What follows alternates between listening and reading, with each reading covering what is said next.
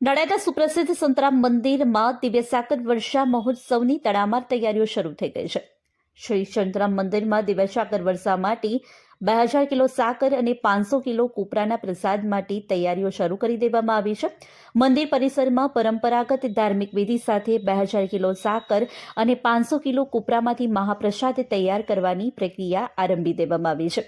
શ્રી સંતરામ મહારાજના 195માં સમાધિ મહોત્સવ નિમિત્તે દિવ્ય સાકર વર્ષા માટેની તૈયારીઓ હાલ મંદિરમાં પૂરજોશમાં શરૂ કરી દેવામાં આવે છે. સેવાભાવી ભક્તોના સહયોગથી તૈયાર થતો આ વિશાળ પ્રસાદ મહોત્સવ દરમિયાન દેશ વિદેશથી આવનારા હજારો ભક્તોમાં વિતરણ કરવામાં આવશે. પ્રસાદ નિર્માણમાં સ્વચ્છતા, શુદ્ધતા અને પરંપરાગત રીતિ રિવાજોનું ખાસ ધ્યાન રાખવામાં આવી રહ્યું છે. અનુભવી સેવકો દ્વારા કોપરાનો પ્રસાદ અને સાકરનું સંયોજન ધાર્મિક મંત્રોચ્ચાર સાથે તૈયાર કરવામાં આવી રહ્યું છે. ત્યારે સંતરામ મહારાજના 195માં સમાધિ મહોત્સવ એટલે કે દિવ્ય સાકર વર્ષાના દિવસે 2000 કિલો સાકર અને 500 કિલો કોપરાનો પ્રસાદ સંતરામ મહારાજના ભક્તોમાં વિતરણ કરવામાં આવશે.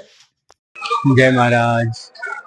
આપણે સૌ જાણીએ છીએ આપણા ઈષ્ટદેવ યોગીરાજ શ્રી સંતરામ મહારાજનો સમાધિ દિન આ વર્ષે 1 ફેબ્રુઆરી મહાસુદ પૂનમને દિવસે છે.